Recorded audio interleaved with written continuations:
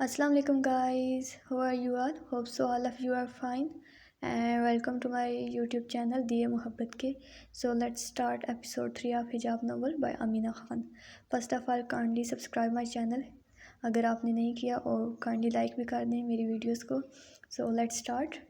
आज तो लोग पढ़ रहे हैं. वो उसके पास बैठा उसकी एक किताब उठाई और सफ़े इधर उधर करते हुए उसको तंग करने लगा. सुल्तान उसके दूसरे नंबर का भाई था. ज़रमीना उससे 1 साल बड़ी थी मगर उसको कभी भी नहीं लगा कि वो उसकी बड़ी बहन है. भाई छोटे भी हों वो हमेशा बहनों के मामले में बड़े ही होते हैं. ज़री को कभी नहीं लगा कि वो उससे बड़ी है. वो उसको जान जी कहकर बुलाती. वो दोनों आपस में हमेशा गपशप लगाया करते थे. खैर से कितने पेपर रह गए मेरी बहन के? क्यों, मैं आपको क्यों बताऊं? जैसे तो मुझे पास होने पे बड़ा गिफ्ट देते हैं ना आप. उसने मुंह बना के जवाब दिया. अच्छा तो मेरी तोता मीना का मूड ख़राब है आज. उसने शरारती से अंदाज में बोला. अम्मा अम्मा सुन भी लेना. क्या हुआ ज़री, क्यों शोर कर रही हो? पता भी है बाबा जान घर पे मौजूद है. अच्छी बेटियों के साथ इतना ऊँचे ऊँचे बोलना अच्छा नहीं लगता. हाँ तो अच्छे बेटों के साथ ये अच्छा लगता है ना कि सुबह बहन का पेपर और वो उसको तंग करे. क्या कह दिया आप भाई ने जो इतना मूड बना रही हो? नहीं आपका बेटा तो कुछ भी नहीं कहता. जो कहती हूँ मैं ही कहती हूँ. कल भी जान जी ने मानो को डांटा है. वो जो कब से चुप बैठा मुस्कुराता वो सुन रहा था फ़ौरन से बोल पड़ा. उफ, इस बिल्ली का नाम ना लेना मेरे सामने, नहीं तो मेरे हाथ से वो आज ही मर जाएगी. बिल्ली नहीं है वो मानो है. वो फिर ज़ोर से गुस्से में बोली थी. जी हाँ, इसी मानो ने कल मेरा कबूतर मार दिया होता अगर मैं वक्त पे ना पहुँच जाता तो. बहुत अच्छा होता मार देती तो. अल्लाह करे वो मार ही दे सबको तो बहुत अच्छा हो. खुद बोलूँगी मैं उसको मारे. उस दिन वो ज़रमीना साहिबा आपका और वो आपकी मानो का आखिरी दिन होगा इस घर में. मैं लाला गुल को बोलूँगी आपका. आने दें आप उनको. शहाब इस लड़ाई में हमेशा बहन की साइड ही होता था. और अम्मा आप हमेशा अपनी बेटी की ही साइड लिया करें. वो गुस्से में अपनी किताबें लेकर अपने कमरे में चली गई. बंदा सुकून से पढ़ भी नहीं सकता इस घर में तो. और ज़ोर से दरवाज़ा बंद किया. कितनी बार कहा है ना किया करो इसको तंग. अम्मी ने खफा होकर सुल्तान को कहा. मैं किधर करता हूँ तंग, वो खुद ही तंग होती है तो. हर छोटी छोटी बात पे गुस्सा होती है. अम्मा ज़रूर उसको कोई परेशानी है वरना तो ये बहुत खुश मिजाज सी होती थी. उसका ऐसा मूड तब भी होता है जब ये परेशान हो. वो बेहद फिक्रमंदी से माँ को कह रहा था. ना परेशान हो तुम, पेपर है ना उसके तभी परेशान है. उन्होंने बेटे को टालने के लिए ये बात कही थी. परेशान तो वो खुद भी थी. पेपर तो बहुत पहले भी होते थे. वो इस कदर परेशान तो कभी नहीं हुई थी. या अल्लाह मेरी बच्ची पे रहम करना. उन्होंने दिल ही दिल में दुआ की और उठ के किचन की तरफ चली गई. ज़रमीना के पेपर ख़त्म हो चुके थे. आज घर पे सब एक साथ मौजूद थे. बाबा जान ने सबको दादी अम्मा के कमरे में बुलवाया था सिवाय ज़रमीना के. उसका दिल बेचैन होने लगा. अजीब सी कैफियत होने लगी. जाने क्या बात हो रही है अंदर, क्यों सब इकट्ठे हैं. वो दरवाजे के बाहर आके खड़ी हो गई. वो कभी इस तरह की गलत हरकत नहीं करती मगर आज मामला कुछ अलग था. उसके माथे पे पसीने आने लगे क्योंकि अंदर बात उसी की हो रही थी. अम्मा जी आज भाई साहब मेरी दुकान पे आए थे. इब्राहिम ने नर्म से अंदाज में माँ को मुखातब किया. इब्राहिम साहब का पर्दों का कारोबार था. पूरे मानसेरा, बाफा, बजना, शंकियारी और एबटाबाद में पर्दे उनकी दुकान से आगे दूसरी दुकानों तक पहुंचाए जाते थे. उनका बड़ा बेटा शहाब उनके साथ होता था जबकि सुल्तान इलेक्ट्रिकल इंजीनियरिंग में डिप्लोमा करने का सोच रहा था. CSS था और आगे. अच्छा क्यों आया था फ़िरोज़? दादी अम्मा ने खैरियत से पूछा. अमीमुन वो घर पे आके बात करता था और आज इस तरह सबको इकट्ठा करना सबको तजस्सुस में डाल रहा था. अम्मा जी वो अपने बेटे रजब खान के लिए ज़री का हाथ मांग रहे थे.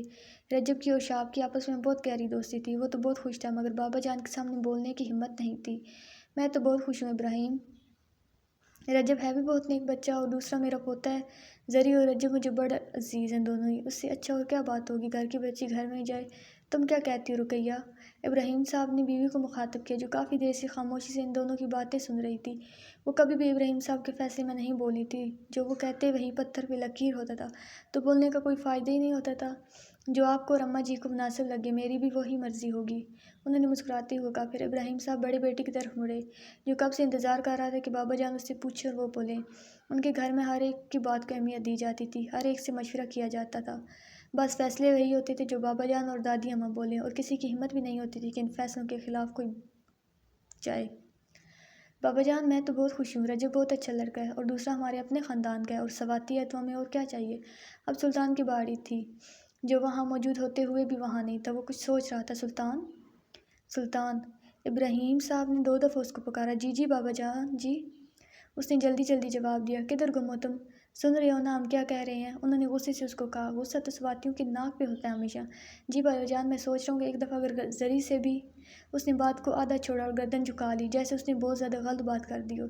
اس سے پوچھنے کی کیا ضرورت ہے؟ جب بابا جان نے فیصلہ کر دیا تو شہاب نے آرام سے بھائی کو بولا اور آنکھوں ہی آنکھوں میں چپ ہونے کا کہا۔ نہیں، میرا وہ مطلب نہیں تھا لالا گل، جو بھی تھا آپ چپ۔ اماں نے بات کو سنبھالتے ہوئے کہا، میں زری کو بتا دوں گی اس کے بابا جان نے کیا فیصلہ کیا ہے، ویسے بھی اس کے امتحان ختم ہو گئے ہیں آج۔ وہ اپنے کمرے میں بیٹھی تھی، اس کو لگا وہ کوئی خواب دیکھ رہی ہے۔ ایسا کچھ نہیں ہوا، اس نے ایسا کچھ نہیں سنا جس نے اس کے پیروں کے نیچے سے زمین ہی نکل جائے۔ وہ گمسم سی بیڈ کے ساتھ ٹیک لگائے آنکھیں بند کیے بیٹھی تھی۔ امی نے دروازہ کھولا اور اندر آئیں۔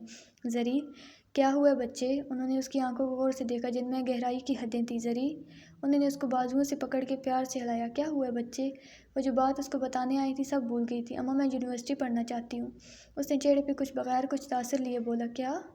انہوں نے حیرت سے پوچھا۔ کیا کیا کہنا چاہ رہی ہو تم ہوش میں تو ہو نا زرمینہ؟ انہوں نے پریشان ہوتے ہوئے اس سے پوچھا۔ وہ جو بالکل مگن سی بیٹھی تھی جیسے کوئی بڑا فیصلہ کرنا چاہ رہی ہو۔ ہاں، میں ہوش میں ہوں اماں، میں پڑھنا چاہتی ہوں آگے۔ زری، ہوش میں نہیں ہو تم بالکل بھی۔ انہوں نے سختی سے اس کو دیکھا اور بولی، تمہارے بابا جان نے رجب خان سے تمہاری شادی کا فیصلہ کر لیا اور تمہیں آگے یونیورسٹی پڑھنا ہے۔ وہ تھوڑی آگے ہوئی، اس نے ماں کا ہاتھ پکڑا، ان کے کندھے پر سر رکھا اور کپکپاتے ہونٹوں سے بولی، ماں، مجھے نہیں کرنی ابھی شادی۔ رجب بھائی کو تو میں اپنا بھائی سمجھتی ہوں، بالکل لالا گل کی طرح۔ اس نے بچوں کی طرح روتے ہوئے کہا۔ ماں کا دل پگھلا۔ اس نے اس کا سر کندھے سے ہٹا کے گودی میں رکھا۔ زری، میرے بچہ، ایسا نہیں روتے۔ رجب بہت اچھا لڑکا ہے، خوش شکل ہے، عزت کرنے والا ہے، اپنا کاروبار ہے ان کا۔ ہے ہی کون ان کے گھر میں؟ وہ پلوشہ اور اس کے ماں باپ، بس تم بہت خوش رہو گی وہاں۔ انہوں نے بیٹی کے بالوں میں ہاتھ پھیرتے ہوئے کہا اور نرمی سے اس کا ماتھا چوما۔ ماں، آپ چاہتی ہیں نا میں رجب بھائی سے شادی کر لوں؟ میں کر لوں گی، بس مجھے یونیورسٹی جانے کی اجازت دلوا دیں۔ اس نے بچوں کی طرح روتے ہوئے کہا۔ زری، فضول کی ضد نہ کرو، تمہیں اچھے سے پتہ ہے تمہارے بابا جان کے فیصلے کے آگے میں نہیں بول سکتی۔ انہوں نے بے بسی سے بیٹی کو سمجھایا، لیکن بیٹی، میں بھی ان کا ہی خون تھی، وہ کدھر اتنی آسانی سے ہار مان جاتی۔ اس نے سوچ لیا تھا اس نے آگے کیا کرنا ہے۔ اماں جی، رقیہ بیگم پریشانی سے اماں کے پاس آئیں۔ ان کے سمجھ میں نہیں آ رہا تھا وہ ان کو کیسے بتائیں۔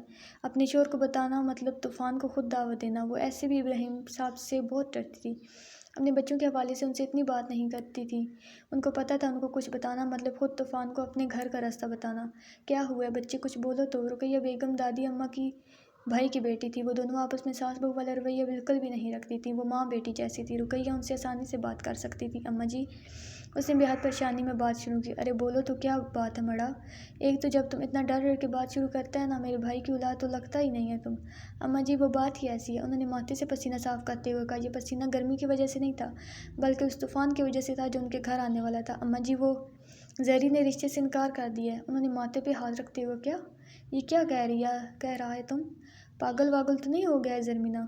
کیوں نہیں کرنا اس کو رجب سے شادی؟ اماں جی زری سے بہت محبت کرتی تھی، مگر اس کی اس بات نے ان کو بھی ہلا دیا تھا۔ تم پوچھو تو اس سے، وہ انکار کیوں کرتا ہے؟ پوچھا ہے اماں جی، زری کہتی ہے اس کے آگے یونیورسٹی میں پڑھنا ہے۔ یہ لڑکی نا پاگل ہو گیا ہے۔ اماں جی قدرے غصے کی حالت میں چلائی تھی۔ تم رکو، میں خود بات کرتی ہے اس سے۔ زری، باہر آؤ۔ دادی اماں غصے سے چلائی تھی۔ دن کو گھر پہ کوئی نہیں ہوتا تھا سوائے دادی اماں اور رقیہ کے۔ اب زری کے امتحان بھی ختم ہو گئے تو وہ بھی گھر پہ ہوتی تھی، وہ آسانی سے اسے بات کر سکتی۔ جی اماں جی۔ وہ جلدی سے آئی، ان کے پاس آ کے بیٹھ گئی۔ کیا ہوا مڑا؟ کس کو دادو؟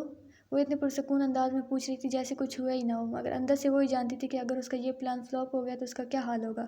کل کے بجائے آج ہی شادی ہو کے رخصت ہونا پڑے گا۔ دل ہی دل میں وہ دعا کر رہی تھی، اللہ جی میرے ساتھ ہونا پلیز، مجھے اس مشکل سے نکالنا پلیز۔ دادی اماں نے اس کو بہت غور سے دیکھا۔ تمہیں لگتا ہے تمہارے نہ کرنے سے کسی پہ کوئی فرق پڑے گا؟ اور یونیورسٹی، تم پاگل واگل ہو گیا کیا؟ نہیں دادی اماں، بالکل بھی نہیں پاگل ہوئی میں، اس نے اسی پرسکون انداز میں کہا۔ اپنے باپ کا نہیں پتہ تمہیں؟ زندہ زمین میں اتار دے گا۔ دادی اماں نے بہت سخت انداز میں اس کو کہا۔ عموماً وہ اتنے سخت انداز میں بات نہیں کرتی ہوتی، مگر آج ان کو اس کی اس بات نے بہت دکھ دیا تھا کہ اس نے رشتے سے انکار کر دیا۔ زری، بدتمیزی کی بھی حد ہوتی ہے۔ اتنے وقت کی چپ چاپ اماں بولے بغیر نہ رہ سکی۔ اماں، میں بدتمیزی نہیں کر رہی، اپنا حق استعمال کر رہی ہوں۔ اگر آپ نے میری رجب بھائی سے شادی کروانی ہے تو مجھے یونیورسٹی کی اجازت دلوا دیں۔ اس کی رگوں میں بھی ان کا ہی خون تھا۔ اماں کی طرف سے وہ جہانگیری تھی اور بابا کی طرف سے سبدہنی تھی۔ ضد اس کے خون میں تھی۔ یہ کیسا ضد ہے زرمینہ؟ دادی اماں نے پریشانی سے بہو کو دیکھا۔ بس دادی اماں، آپ اس کو کچھ بھی کہیں، بس یہ بات یہی ہے۔ وہ یہ کہہ کر اٹھ کے چلی گئی۔ اس کو پتہ تھا تیر بالکل نشانے پہ لگا ہے۔ اماں اور دادی اماں اس کے بابا جان کے سامنے کبھی ذلیل نہیں کریں گی۔ وہ بابا جان کے فیصلے کے خلاف اس کو کبھی بھی نہیں جانے دیں گی۔ وہ دونوں اب گہری سوچ میں پڑ گئی تھی۔ ان کو اپنے بیٹے کا بہت اچھے سے پتہ تھا اور اس کی اولاد کا بھی۔ ضد پہ تو وہ تینوں اپنے باپ پہ گئے تھے۔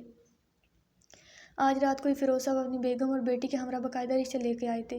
ان کا رواج تھا جب بھی رشتے کے لیے جاؤ تو پھلوں کی ٹوکری ساتھ لے کر جاتے۔ پلوشہ زرمینہ کے پاس آئی تھی۔ وہ رجب سے بہت چھوٹی تھی، زرمینہ سے بھی 2-3 مہینے چھوٹی ہی تھی۔ وہ زری تم خوش تو ہو نا؟ اس نے اس کے چہرے کو دیکھ کے انتہائی تشویشناک انداز میں پوچھا۔ بابا جان خوش ہیں تو میں بھی خوش ہوں، اس نے سرسری سے جواب دیا، جیسے وہ مزید اس سے اور کوئی بات نہ کرنا چاہ رہی ہو۔ مگر وہ بھی پلوشہ تھی، کدھر چپ رہ سکتی تھی، جبکہ اس کو ایسا لگا کہ اس کے بھائی کے لیے جو لڑکی مانگ رہی ہوں وہ خوش ہی نہیں۔ زری تم کسی اور کو پسند کرتی ہو؟ اس نے اس کے چہرے کو مکمل دیکھتی ہوگا۔ زری کو لگا جیسے اس کے پیروں کے نیچے سے کسی نے زمین چھین لی ہو، اس کے سر سے کسی نے چادر اتار لی ہو۔